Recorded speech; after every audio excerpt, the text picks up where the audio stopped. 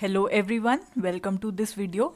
In this video, we shall see question from June 2011 which is consisting of 4.75 marks.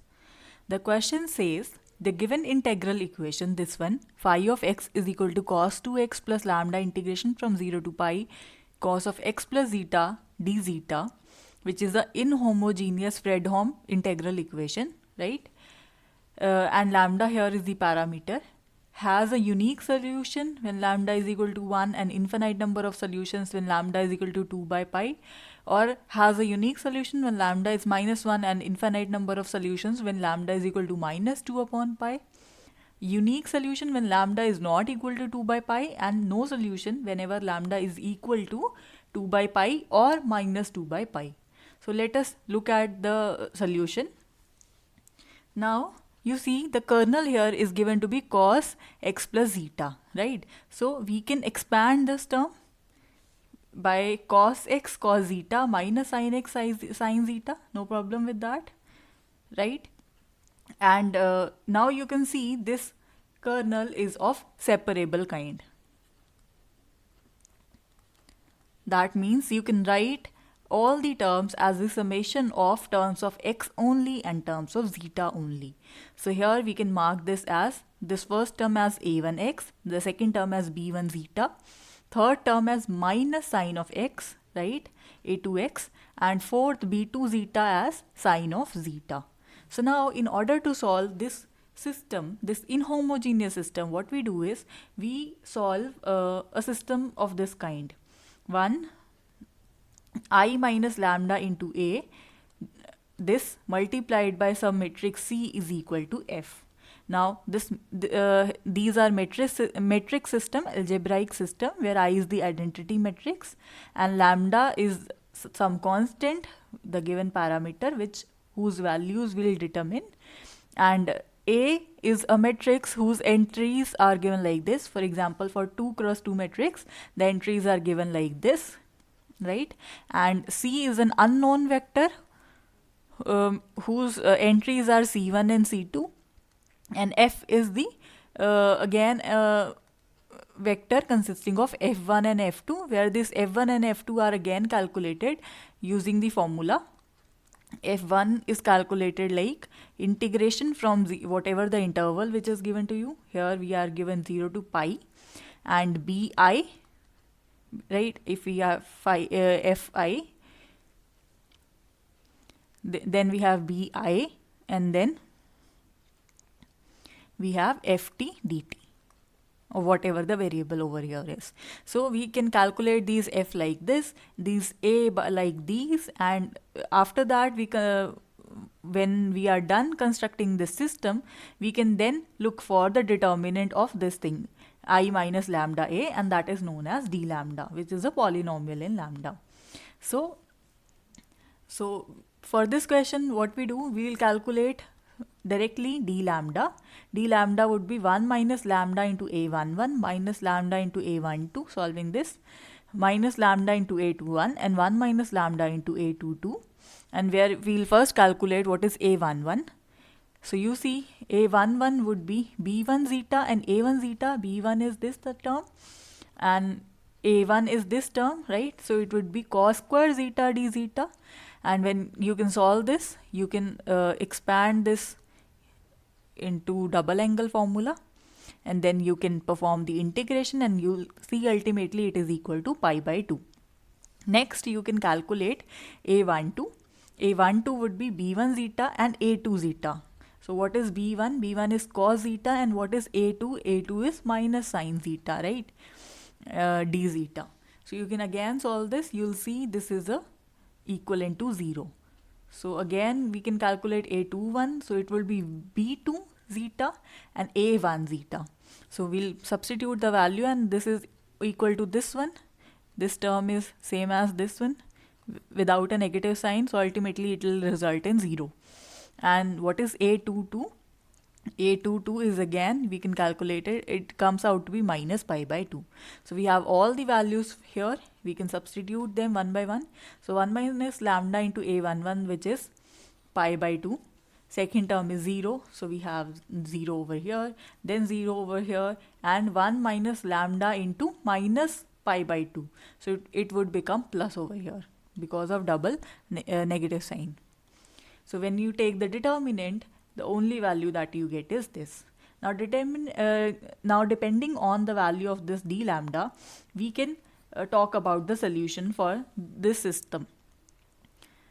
Whether it has a unique solution, multiple solutions, or no solution, right? So we have unique solution when d lambda is not equal to 0. In that case, our d lambda was this. This thing is not equal to 0. That means lambda should not be equal to this, and it should also not be equal to this. So if lambda is not equal to any one of these, then we have a unique solution. So let us look at our options. When lambda is not equal to plus minus 2 upon pi, then we have unique solution, right? This is this thing we obtained. So from here you see they are saying we have a unique solution is lambda is not equal to 2 upon pi. So this option is correct or incorrect? This is incorrect option. Why? Because if you take lambda not to be equal to 2 upon pi, you can still take lambda to be minus 2 upon pi. And for this thing also, we do not have a unique solution. Therefore, we cannot say that only for lambda not equal to 2 upon pi, we have a unique solution, right? So this option is incorrect. Moreover, we are saying for all other values except these two, we have unique solution. Therefore, we have a unique solution when lambda is equal to minus 1. This is also true. And we have a unique solution when lambda is equal to 1. This thing is also true, right? So now for option A and B, we need to determine whether we have infinite number of solutions when lambda is equal to 2 upon pi or minus 2 upon pi, right? And what about the value what about the solution when lambda is equal to plus minus 2 upon pi?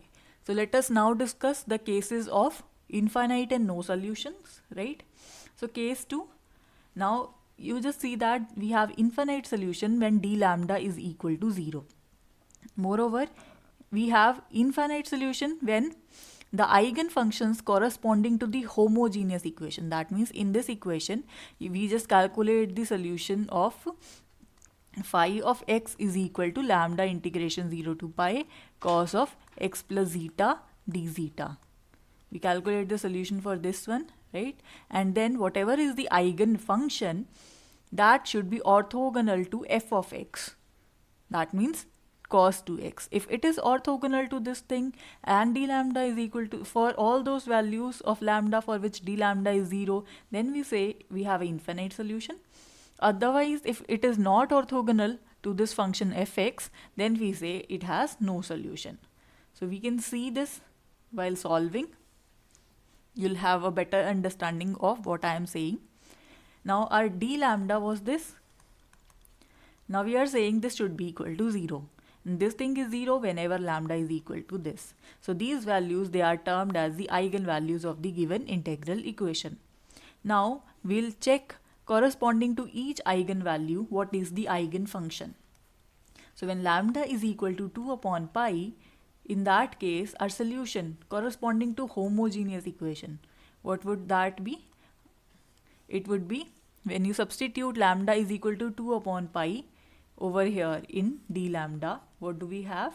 1 minus 2, the value of lambda here is pi by 2. So pi by 2 into 2 upon pi. We have 2 upon pi into pi by 2, right? So this thing cancels with this. We are left with 1 minus 1, that would be 0. This term would be 0, this term would be 0, and here we would have 1 plus 1, that would be 2. So we have 0, 0, 0 and 2. The constants are C1 and C2. We are talking about homogeneous system, that means we are taking 0, 0. Otherwise, we would have taken F1 and F2, calculated using those relations. Let me show them these relations. So we first calculate these and then substitute the values for F1 and F2, right? So now we can solve the system clearly? When you multiply this second row with this column, we'll have 0 into C1 plus 2 into C2 is equal to 0, right? So this gives C2 is 0 and we do not find any condition on C1. Therefore, C1 is free to choose any value. That means we say C1 is arbitrary and it can have any value. And so the solution would then be, we have the solution in this form, phi of x is equal to lambda into summation I varies from 1 to 2. Why 2? Because we have only two separate terms in the kernel, and Ci and Ai x, right? So here, because C1 is arbitrary and C2 is 0, so we are only left with this term lambda into C1 into A1x. What is C1? C1 is arbitrary. Lambda in this case is 2 upon pi, right? And what is A1x? It is equal to cos of x. It is equal to cos of x, right? So our eigenfunction now becomes this 2 upon pi C1 cos of x. Now the next step is that in this case we have infinite number of solutions if this function is orthogonal to f of x. And how do we check the orthogonality? We check it by calculating this integral. If this integral is equivalent to 0, as we obtained over here, then we say that for this eigenvalue we have infinite number of solutions. And if this integral is not equal to 0, in that case we say it has no solution. So let us calculate this thing. Integration from 0 to pi, what is phi of x? We just calculated it from here. The eigenfunction, that would be 2 upon pi C1 cos of x. What is f of x? It is given in question. This non-homogeneous part, this is termed as f of x, right? Cos 2x. It is cos 2x. So we can calculate this integral, right? We have to apply the rule over here, 2 cos a cos b. It would be cos a plus b plus cos a minus b. So we can integrate this thing and it would come out to be 0. Therefore, these two functions, they are orthogonal to each other. Hence, in this case, we have multiple solutions when lambda is equal to 2 upon pi. So let us look at our options. When lambda is equal to 2 upon pi, we have infinite solutions. So now can you see what is true? So option A is correct. This was correct earlier and this is correct as by the reasoning given just now. And and for option B, we need to still check for this eigenvalue, right? For minus 2 upon pi. Moreover, they are saying when lambda is equal to either 2 upon pi or minus 2 upon pi. For these two values, they are saying they have no solution. But you just saw that for plus 2 upon pi, we have infinite solutions. Therefore, this option is incorrect, right? So the last option that is required to check is that of B. So we check the same condition when lambda is equal to minus 2 upon pi. In that case, our system d lambda, we'll calculate what is d lambda, right? So when lambda is equal to minus 2 upon pi, in that case, this thing becomes, when you substitute it here, you'll get 1 plus 1, that would be 2. This is 0, 0, and here you'll get 0. Therefore, our system now becomes 2, 0, 0, 0. C1, C2 is equal to 0, 0, 0, 0 for the homogeneous case, right? So you can multiply the first row with this column. You'll get 2 into C1 plus 0 into C2 is equal to 0.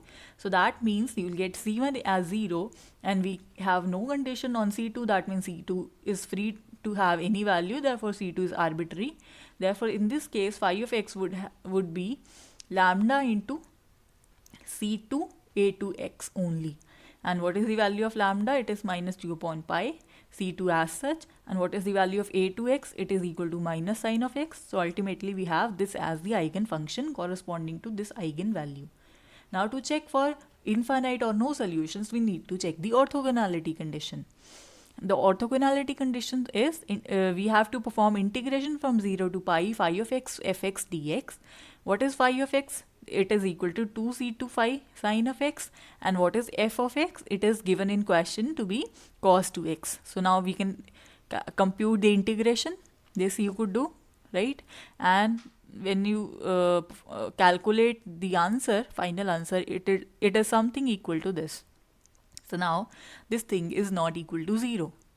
Why it is not equal to 0? Because this c2 is never 0. Because if c2 is 0, then your phi x would be 0.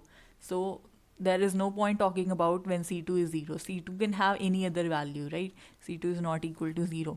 Therefore, this quantity, as it is not equal to 0, therefore these two functions, they are not orthogonal to each other. If they are not orthogonal to each other, in that case we have no solution.